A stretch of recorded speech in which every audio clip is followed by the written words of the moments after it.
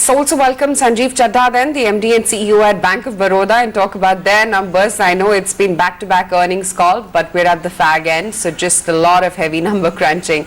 Sanjiv, hi, good to have you on the show. Congratulations for a healthy quarter by you in a tough environment.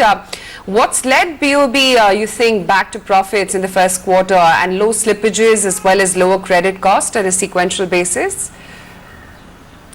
So I think there are two major aspects which I think have helped us improve things. One is on the structural side, where we have had a very tight discipline, both in terms of managing our liability franchise and also on the asset side. So on the liability side, when you have abundant liquidity, it is very possible that you allow deposit growth to run too far ahead of loan growth, which creates pressure on margins. We have tried to be disciplined, make sure that our deposit growth is in line with our loan growth. And because we were choosy there, we have been able to make sure that most of the growth has come from our CASA deposits. So the CASA ratio moved up during the year from 39% to nearly 43% over the last 12 months. So that is one, you might say, abiding benefit for the bank, not only in terms of margins for this quarter, but also going ahead.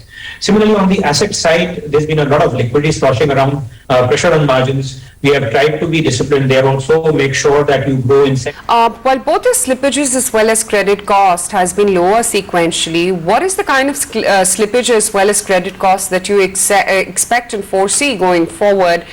Where do you see your gross net NPAs, your net NPAs settle at for the financial year close?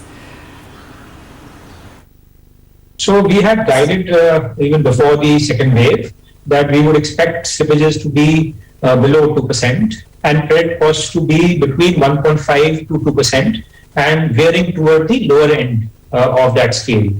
We believe that despite the second wave, we should be able to deliver on the guidance.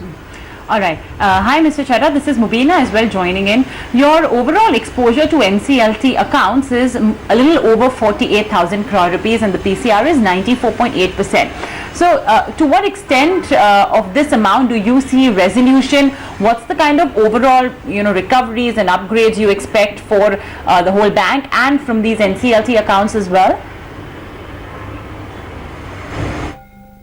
So the NCLT accounts tend to be very highly provided, upwards of 90%. In terms of, you might say, anticipating in which quarter would resolution happen is always very difficult.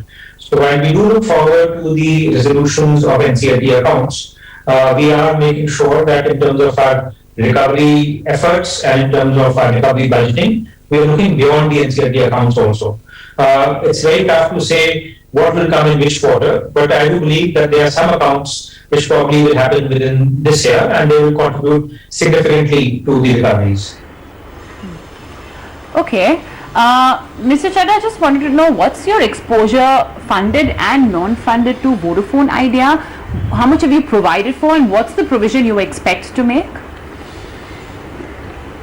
Let's put it this way, that our exposure is relatively small, so it's not something which could significantly impact the improvement in the corporate credit cycle we have talked of.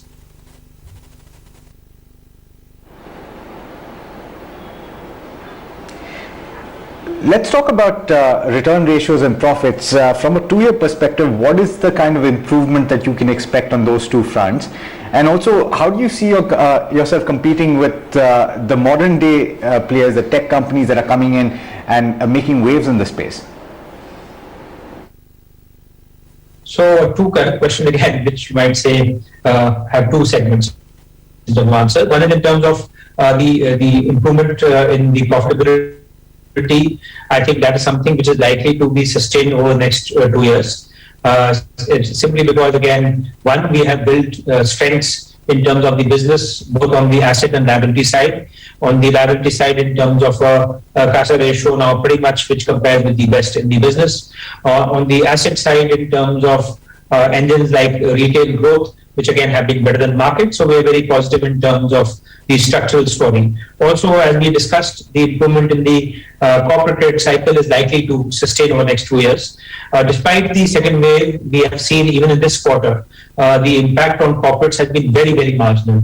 Therefore, we can be fairly confident that the improvement that we have seen should continue going ahead. So I think these two factors, the structural improvements in the balance sheet of the bank, the earning power that has accrued to the bank from new businesses, and also the cyclical story, they should again help us have a sustainable improvement and get back to return ratios which are very respectable.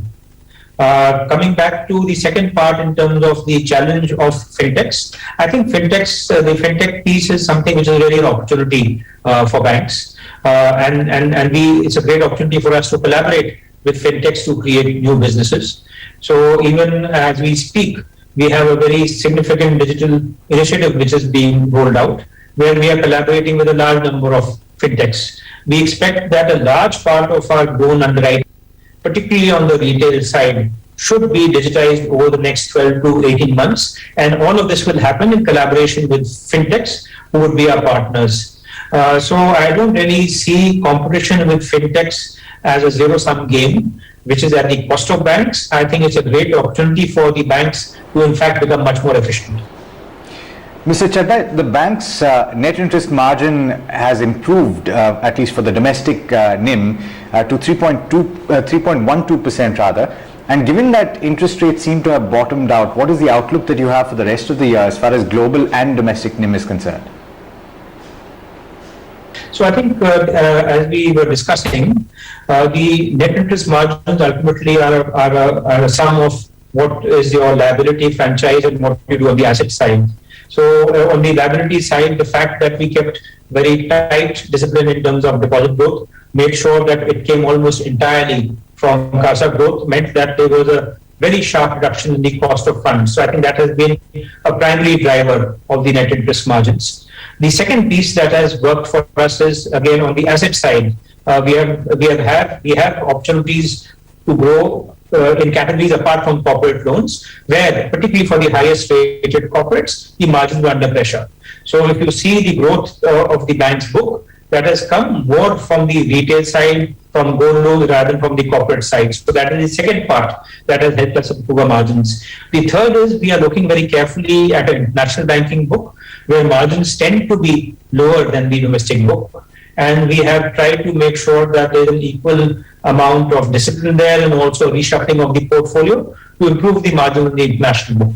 So I think these three things coming together have helped make an improvement in margins. To some extent, you might say they can be one-off factors, but I believe they are marginal. In our view, we should be looking at a 15 to 20 basis point improvement as far as NIMs are concerned for the entire year. And some of the strengths that you gather, for instance, again, the CASA ratio moving up, they are abiding benefits. And these will benefit the bank even going forward. Sanjiv, great to have you on the show. Thanks as always for taking the time out. In fact, on that note, we're going to wrap it up on this edition of The Market. It's a goodbye